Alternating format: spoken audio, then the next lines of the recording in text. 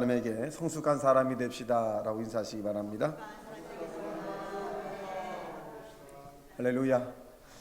오늘은 어버이 주일 날인데 자녀의 성숙한 모습, 자녀에 관한 부분을 우리가 설교해야 되지만 관점을 조금 바꿔보겠습니다. 성숙한 신앙인. 여러분, 자녀가 성숙하지 못하면 부모와 계속 충돌이 됩니다. 또 부모가 성숙하지 못하면 자녀와 충돌이 계속되고, 사회에서 마찬가지로 개인이 성숙하지 못하면 사회에도 자꾸 충돌이 많이 생깁니다. 저와 여러분이 성숙하다면 자녀의 관계도 원활하게 되고, 또 사회 모든 부분에서 원활하게 됩니다. 과일도 숙성이 되지 않으면 이 사람에게 좋은 영향보다는 나쁜 것을 많이 끼치죠. 배가 아프다거나 또 맛이 없다거나 또 식감이 굉장히 안 좋게 되죠. 근데 이 과일이 숙성이 잘 되면 식감을 주기도 하고 만족감을 주기도 하고 기쁨을 주기도 합니다. 여러분, 인생 삶 자체도 어떻게 보면 저와 여러분이 성숙한 신앙, 성숙한 사람이 되면 모든 사람에게 환영을 받지만, 성숙하지 못하면 충돌과 부딪힘, 또 부정적 그런 사고로 인해서 많은 사람에게 아픔을 주기도 합니다. 이 어버이주를 맞아서 저와 여러분이 개인적으로 우리가 부모로서 또는 자녀로서 역할이 다 있는데, 그 역할 포지션에서 저와 여러분이 성숙한 하나님의 사람이 되시기를 예수님 이름으로 축원합니다. 성숙한 신앙생활이라고 하는 부분을 우리가 얘기하면 목사님 굉장히 힘들어요 이렇게 얘기합니다. 그런데 이 성숙한 신앙인이라고 하는 것은 나 중심에서 이타 중심으로 바뀌는 것을 의미합니다.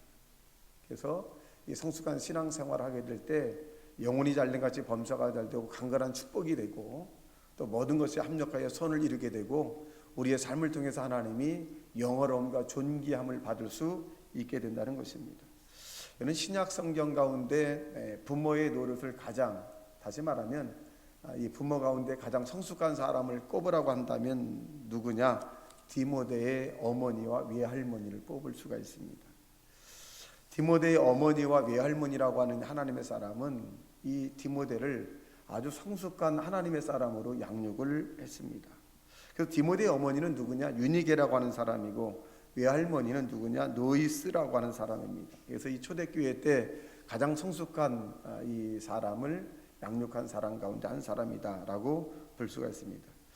물론 이 디모데의 가정에 살펴보게 되면 이 디모데의 아버지는 이 개종을 하지 않은 것 같습니다. 왜냐하면 디모데가 어렸을 때 이 할례를 받았다라고 하는 기록이 없어요.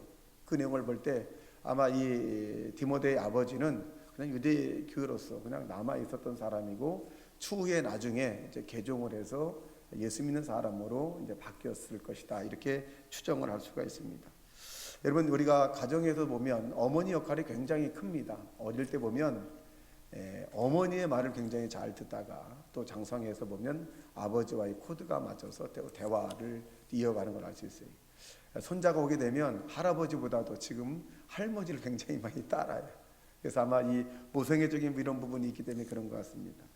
그런데 중요한 것은 뭐냐? 우리가 성숙한 신앙인으로 양육하는 거예요. 손자도 손녀도, 외손자도 외손녀도, 또 저도 또 여러분도 모두가 다 성숙한 할머니, 성숙한 아버지, 성숙한 어머니가 될 때, 성숙한 할아버지가 될 때 그 가정이 명문 가문이 될 수 있고 하나님의 축복을 받을 수 있는 그런 통로가 될 수 있다라고 하는 사실입니다. 그렇다면 이 성숙한 신앙인의 모습은 어떤 모습일까요? 첫째로 하나님 말씀으로 사는 사람이다, 이렇게 볼 수 있습니다.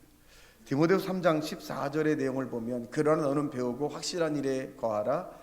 너는 내가 누구에게서 배운 것을 알며, 이렇게 말씀해 주고 있고, 15절 또 어려서부터 성경을 알았나니 성경은 능히 너로 하여금 그리스도 예수 안에 있는 믿음으로 말미암아 구원에 이르는 지혜가 있게 하느니라, 이렇게 말씀하고 있습니다. 여기서 네게서 배운 것을 알며 또 내가 어려서부터 성경을 알았나니, 이렇게 말씀합니다. 이 내용은 바울이라고 하는 하나님의 사람이 디모데의 어린 시절을 알고 있다는 것이죠.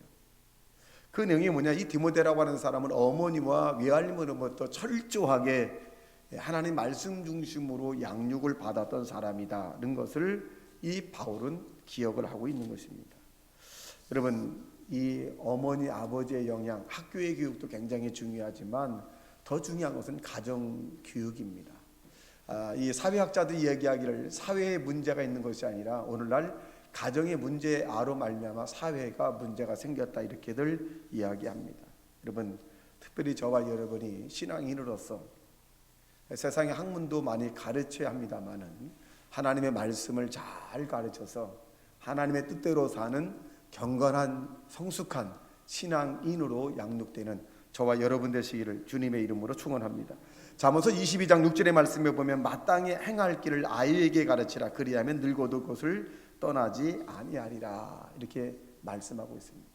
여러분, 우리도 내 자신이 하나님의 말씀을 우리가 잘 알아서 우리의 손자 손녀들 또 자녀들에게 본을 보여주고 어려울 때 힘들 때 고통스러울 때마다 하나님의 말씀을 붙잡고 나가는 하나님의 사람이 되시기를 예수님 이름으로 축원합니다.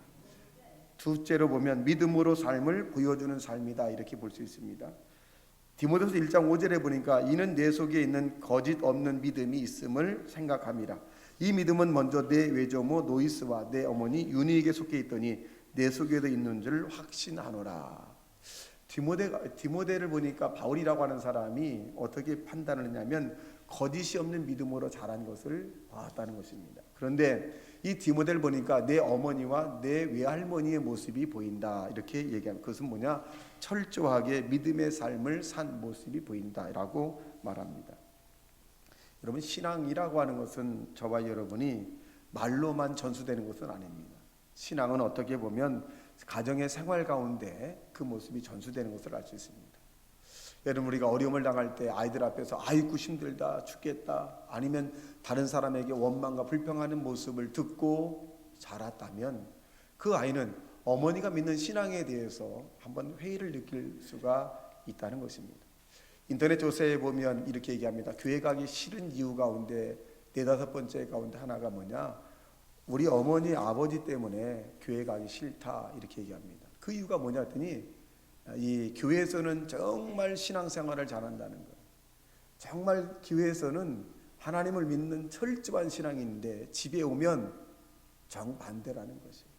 그래서 아이들이 갈등을 느낀다는 거예요. 하나님은 교회에만 계시는 것인가? 아니면 우리 가정에 하나님이 안 계신 것 아닌가? 그래서 어머니 아버지를 보니까 교회 가고 싶지 않다는 것입니다.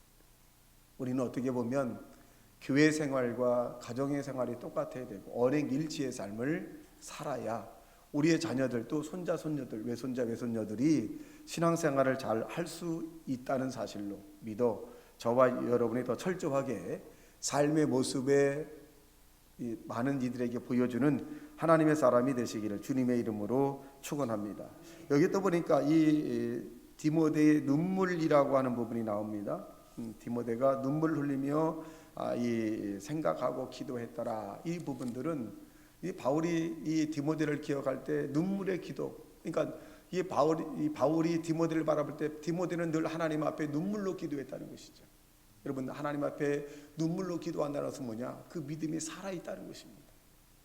죽은 하나님을 섬기는 것이 아니라 이 디모데는 살아계신 하나님, 우리 가운데 함께 계신 하나님, 부활 가운데 승리자로 나타나신 예수님을 이는 바라본 것입니다. 그리고 그는 죽은 자의 하나님을 섬기는 것이 아니라 산 자의 하나님을 섬긴 그 모습을 통해서 눈물로 많은 사람들의 영혼을 위해서 기도하더라. 여러분은 자녀를 위해서 눈물로 기도해 보셨나요? 여러분은 부모님의 건강을 위해서, 부모님의 영적인 성장을 위해서 눈물로 기도해 보셨나요? 이웃을 위해서, 국가와 민족을 위해서 눈물로 기도해 보셨나요? 디모데는 눈물로 기도했더라 이렇게 말하고 있습니다. 아니, 이 말이 아니라 이 디모데는 실천하고 있는 것을 이 바울이 알고 있다는 것을 우리는 볼 수 있습니다. 여러분, 이 세상에서 부모에게 가장 큰 효도는 무엇일까요? 장례를 여러 번 치릅니다만 매번 느낄 때 제가 공통적인 것이 하나 있습니다. 장례식 때 대단히 효자인 척하는 사람들, 어머니가 기독교인임에도 불구하고 어머니에게 많은 상을 차려드려야 된다라고 우기고 박박 우겨 사는 사람들, 유난히 장례식 때만 되면 정말 효자들이 많이 나타나요. 그런데 정말 효자는 장례식 때 그냥 눈물을 흘리고 있다는 것입니다. 그냥 눈물을 흘려요. 여러분, 그 어머니가 기독교장으로 해달라고 그렇게 소원했는데도 아니라고, 우리 어머니 가실 때 외로우니까 또 허전하니까 많이 차려야 된다. 그렇게 장례식 때만 되면 효자인들이 많이 있습니다. 여러분, 부모에게 진정한 효가 뭘까요? 어머니가 바라는 대로 사는 것입니다. 그 어머니가 바라는 게 무엇일까요? 믿음으로 사는 것입니다. 이 땅에서 가장 큰 부모의 효는 어머니가 믿는 예수를 내가 믿는 것입니다. 자녀의 가장 큰 바람은 뭘까요? 자녀가 믿는 예수를 부모가 믿어주는 것도 가장 큰 효입니다. 여러분, 그 효의 연결은 영생, 영원히 행복하고 기쁘고 즐겁게 사는 것과 연결이 되어 있습니다. 이 땅에서만 우리가 관계 맺는 것이 아니라 저 하나님의 나라에서도 우리는 예수 믿으면 관계 속에서 우리는 영생을 얻을 수 있기 때문에 그렇습니다. 여러분, 우리가 이 땅에서 여러분의 자녀를 정말 사랑한다면, 눈에 넣어도 아프지 않을 자녀라고 한다면, 여러분, 그 자녀에게 예수는 그리스도시요 살아계신 하나님의 아들이시고 그가 우리를 위해서 십자가를 졌고 장사 지낸 바 되었다 3일 만에 부활했다는 이 사실을 증거하는 하나님의 사람이 되시기를 주님의 이름으로 축원합니다. 이것을 증거하는 사람이 바로 성숙한 신앙인입니다. 여러분, 자기의 자녀에게 예수 믿으라고 증거하지 않은 사람은 성숙한 신앙인이 될 수가 없어요. 손자 손녀들에게도 공부 잘해라, 학교 잘 다니라, 건강하라 중요합니다. 그러나 손자 손녀 외손자 외손녀에게도 예수 믿어야 된다, 예수 믿어야 할머니를 만날 수 있고 예수 믿어야 내 영혼이 잘되고 범사가 잘되고 강건할 수 있다, 이 말을 증거하는 것이 바로 성숙한 신앙인의 모습이라고 하는 것입니다. 저와 여러분의 삶의 성숙한 모습을 통해서 주변 사람들이 우리가 말로 감동받는 것이 아니라 우리의 삶의 행위로, 행동으로 그들이 감동을 받아 예수를 믿는 그런 역사가 저와 여러분의 삶을 통해서 나타나게 되시기를 주님의 이름으로 축원합니다. 세 번째는 십자가의 주님을 만나야 성숙한 신앙인이 될 수 있다라고 하는 것입니다. 우리가 성경을 아무리 읽어도 믿어지지 않을 수 있습니다. 설교에 하나님 말씀을 아무리 들어도 믿어지지 않을 수 있습니다. 여러분, 믿음은 하나님이 우리에게 준 선물입니다. 우리가 예수님 안에서 주님을 바라보고 나의 과거, 현재, 미래 죄를 예수님께서 다 담당하셔서 나는 죄인에서 의인이 되었다라고 하는 이 사실을 믿어질 때 우리는 성숙한 신앙인이 될 수 있다는 것입니다. 아직도 나는 죄인이다. 내가 부모에게 하지 못한 것만 기억이 나고, 내가 부모에게 하지 못한 것이 죄책감이 되어서 늘 자기 자신을 자학하고 자기 자신을 저주하며 사는 것이 여러분 성숙한 신앙인이 아닙니다. 여러분의 죄는, 여러분의 과거, 현재, 미래의 모든 죄는 주님이 십자가상에서 다 짊어지고 가셨어요. 세례 요한은 예수를 향해서 이렇게 말씀합니다. 보라, 세상 죄를 지고 가는 어린 양이로다 말씀합니다. 여러분의 과거의 모든 죄를 우리 예수님께서 십자가에서 다 청산했다는 사실로 믿어 여러분 예수님 안에서 의인이라고 하는 사실을 믿게 되기를 주님의 이름으로 축원합니다. 어느 부모가 죄책감을 가지고 사는 것을 원하는 부모가 어디 있겠습니까? 여러분, 그런데도 많은 사람들이 죄책감을 가지고 살아요. 아니, 부모가 이 땅에 안 계셔요. 내가 부모에게 더 잘했어야 되는데, 이 땅에 부모가 떠나고 난 다음에 사람들의 마음속에 무엇이 있느냐?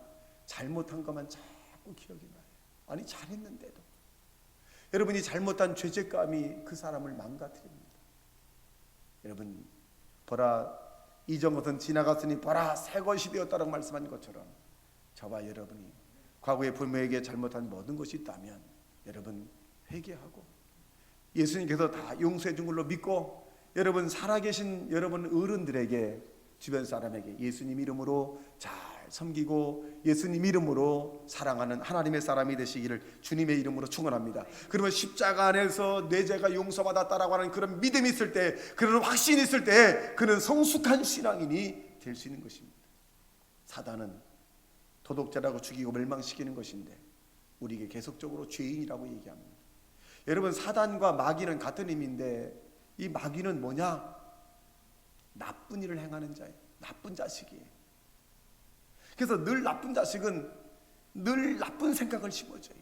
부정적이고 파괴적이고 세상적인 것을 자꾸 심어줍니다.